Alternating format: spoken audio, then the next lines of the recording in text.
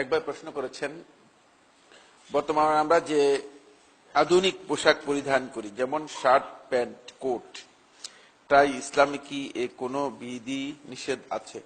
এটি আধুনিক পোশাক, মানে আপনি নাম দিয়েছেন আর কি, আসলে আধুনিক না। পোশাক প্যান্ট বহু আগ থেকেই প্রচলিত ছিল। আস্তে আস্তে আগে একটু ঢিলা ছিল, পরে টাইট হয়েছে আর কি, বুঝলেন। এই ছাড়া আর কিছুই না। শার্ট আগে ছিল, এটার নাম আরবিতে কামিজ, ধরন চেঞ্জ হয়েছে। বাকি এগুলো আধুনিক পোশাক, আপনি নাম দিয়েছেন, এগুলো আধুনিক পোশাক এটা নয়, এটা অনেক আগ থেকেই আছে। পোশাকের ইসলামী বিধান কোড যদি মেনটেন করা হয় তাহলে প্যান্ট পরা জায়েজ। যেমন প্যান্ট আপনি যখন পরবেন সেটা ঢিলা ঢালা হওয়া, একটু মানে আপনার শরীরে যে অবয়ব আছে সেটা একেবারে পুরাটা যাতে উপলব্ধি মানে দেখা যায় বা বোঝা যায় এমনটি না হওয়া, একটু ঢিলা ঢালা হওয়া, যাতে আপনি স্বাভাবিকভাবে চলতে পারেন। এটা এক নম্বর। দুই নম্বর হচ্ছে সেটা টাকনু এর নিচে না যাওয়া। টাকনু বলতে তো আপনারা বুঝেন, মানে টাকনু গিরা যেটা আছে, পায়ের যে গিরাটা আছে, এই গিরার নিচে যেতে পারবেন, এটা উপরে থাকতে হবে। এই কোড যদি আপনি মেনটেন করেন তাহলে প্যান্ট পরা ইসলামী শরীয়তে হারাম নয়। আর হারাম বলতে হলে তো আমার কাছে দলিল থাকতে হবে, এই দলিল আমার কাছে নেই।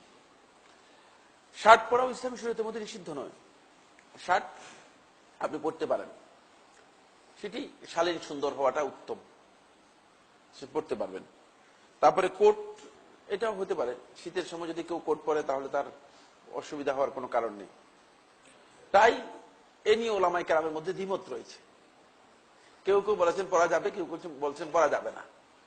যারা পরা যাবে না বলেছে তাদের ধারণা হচ্ছে এটি, যে এটা হচ্ছে মূলত ইহুদি খ্রিস্টানদের পোশাক অথবা খ্রিস্টানদের পোশাক, এই কারণে তাদের ধারণা হচ্ছে যে এটা পরা যাবে না। কিন্তু যদি আপনি একটু গবেষণা করেন স্থূল বিবেক দিয়ে, অনেক কঠিন মানে গবেষক হওয়ার দরকার নেই, সূক্ষ্ম গবেষক হওয়ার দরকার নেই, বুঝলেন না।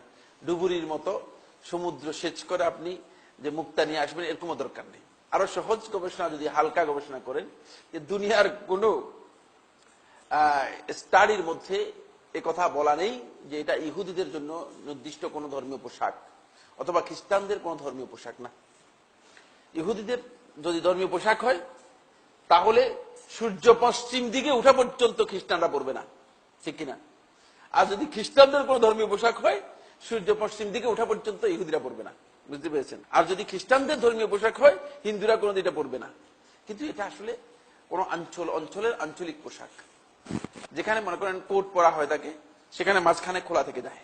এখন শীতকালে মানে শীতের ঠান্ডা, আপনি সৌদি আরবে থাকলে অথবা শীত প্রধান দেশগুলোতে থাকলে দেখবেন যে এখানে বুকে দিয়ে কিভাবে মানে ঠান্ডার সেল মারতেছে, আঘাত মারতেছে, বুঝতে পেরেছেন? তো হয়তো তারা এটা আবিষ্কার করেছে, এটা একটা আবিষ্কার হতে পারে। তবে এটা সুনির্দিষ্ট কোনো ধর্মীয় পোশাক নয়। যেহেতু কোনো ধর্মীয় পোশাক নয়, সেহেতু এটি হারাম হওয়ার পক্ষে রাসূলুল্লাহ সাল্লাল্লাহু আলাইহি ওয়াসাল্লামের কোনো দলিল নেই, কোনো দলিল নেই। সুতরাং এটি হারাম হওয়ার কোনো কারণ নেই ইসলামী শরিয়া অনুযায়ী।